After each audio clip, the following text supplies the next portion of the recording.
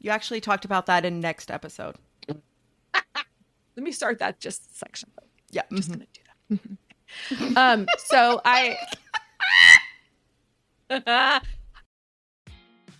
Yay, you're here. Welcome to How to Be a Grown-Up with CK and GK. Let's get started.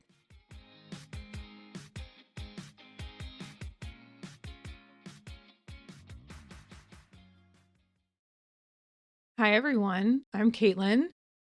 So glad you're here today. This is How to Be a Grown-Up. This is the how-to show for moms who are ready to take to the streets right now. So we're seeing Americans, young and old, take to the streets protesting our current political climate, actions being taken or not taken by people in power. And I want to provide you some resources to discuss these protests with your kids because it's all over the news. And if your child has any form of social media access, they're going to be seeing clips and stuff. So I want to make sure that you feel equipped to handle the conversation about these protests. Hopefully you'll find these resources helpful. So before we do that, I want to remind you, we are a teeny tiny little podcast and we would love your subscription. We would love for you to join us. We'd love for you to follow us. I have weekly email updates I send out to remind you that there's an episode. You can find us on social, but for now, please subscribe to the show and let's get started. Okay, y'all. POV. You find a diary exposing forbidden magic, and the hot museum caretaker's life depends on you burning it. Roots in Ink, the debut novel by Ariella Monti, is the fantasy romance for rebels. Use promo code CK and GK to get 20% off your copy at ariellamonti.com. Again, that's all caps CKANDGK for 20% off on ariellamonti.com. Get your copy for 20% off today.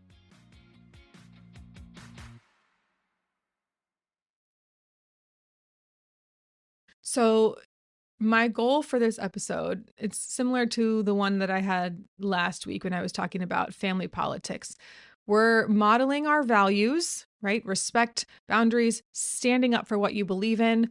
And we're also trying not to turn our child into a political clone of ourselves. We're trying instead to inform them so they can make smart decisions and become citizens, because that's what they are.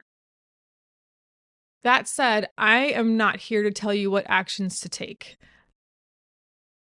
We try very, very hard to remain, neutral in terms of political party. That's getting very difficult to do. And I personally am not a neutral person. I am on the side of constitutional rights, and I'm on the side of treating humans with dignity.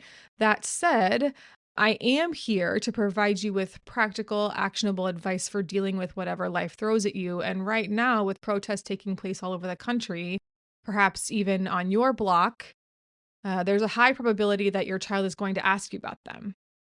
There are children taking part in walkouts in Minnesota and other states. So I want to make sure that you feel informed to talk about this with them. Again, y'all know my favorite thing is a sentence frame, because if it's me, I need someone to tell me exactly what to say and then fill in the blanks. Okay, so I've broken down these sentence frames into sections for younger kids, tweens, and then teenagers, just like I have in the past couple of episodes. So the first group is that 4 to 8 range. Your goals are to keep it concrete and values-based, and you're going to highlight that protest is something people are allowed to do. So the question of what is a protest could come up.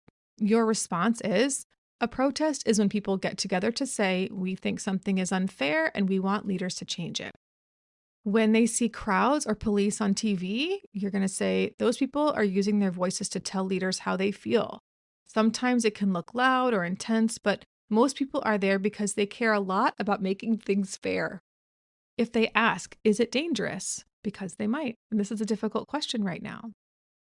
Sometimes protests can get a little unsafe, and that's why adults plan carefully and follow rules to stay safe. Our job is to make safe choices for our family. I brought it back home to the family. What our job is to keep you safe as much as possible.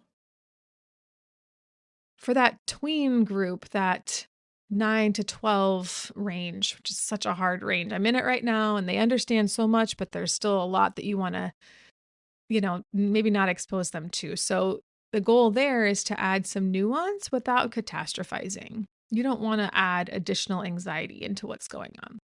And you're going to introduce rights and responsibilities. So if they say, why are people protesting? You might say, people feel that a rule or decision is hurting others or taking away rights. And protesting is one way they try to change that, along with voting and talking to their leaders.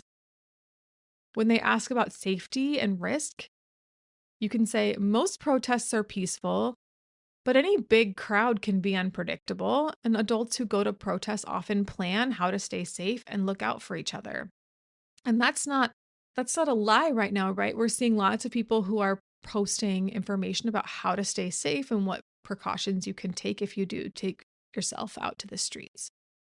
If they want to go and you don't feel comfortable with that, having your 9 to 12-year-old attend a protest with you, which is completely reasonable, especially right now. You can say, I love that you want to stand up for what you believe in. Right now, I don't feel comfortable taking you to a big protest, but here's another way we can speak up together. And you're going to offer some alternatives, like we can write cards to people affected, we can call and email our representatives, and we can make a sign and take a photo to share online, or we can put it in our window. Those are all ways that they can actively participate in being involved, and you don't have to be concerned about them attending a protest. Teenagers are where it gets a little bit trickier, right? Because with teenagers, there's so much more they can understand, and you're preparing them to be citizens. So your goals with teenagers, this is 13 and above, is to treat them as emerging citizens and participants. And you're going to emphasize preparation and values. For talking about why you protest or don't protest, you're going to say, when I go to or skip, whichever, a protest, I'm thinking about both my values and my safety. Here's how I decide. And then you would list the reasons that you've decided. If they want to attend, again, a little scary, right? Let's talk through what this protest is about, who's organizing it, and what safety plans are in place. Then we'll decide together what makes sense for you. And to model disagreement respectfully, without using the word respectfully, you might end up caring about different issues than I do, and that's okay. What matters to me is that you learn to base your opinions on good information and treat people with dignity. So here's kind of the closing and takeaways of this episode. A 3-point summary you might provide. People protest when something feels very unfair, they want their leaders to listen, and they hope their actions will change things or help change things. So here's what I'd like you to do. Pick one script from today, put it in your notes app, and if you use any of these lines and it goes well, or, doesn't, whatever, because we're all humans and we're all going to mess up sometimes, if not regularly, right? Email or DM me. I'd love to hear your story, and I'd love to share it in an episode. I would do it anonymously, of course. None of us are getting this right on the first try, so I would really love to make sure that I honor your story. Next week, I'm sharing some resources and tips for self-care and boundaries for moms who are balancing caregiving, activism, and work, and trying to be normal while there's so much chaos around us. Subscribe now so you don't miss it, and I'll see you next week. Bye.